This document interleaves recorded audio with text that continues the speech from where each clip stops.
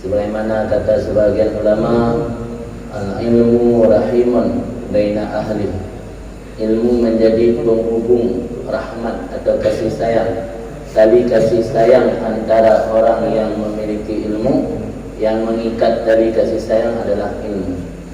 Maka ditanya para penuntut ilmu, para talabah, ketika bertemu, apa yang menjadi pembicaraan ditanya ketika bertemu, tak lain adalah ilmu ataupun paling kurang motivasi untuk menuntut ilmu.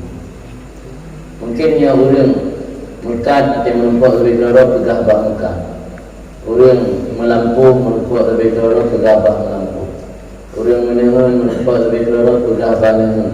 Tanya orang buat, ada yang melumpuk lebih dorong tentang pegah bah buat. Iban cara buat, dan cara bersemangat buat, buatlah yang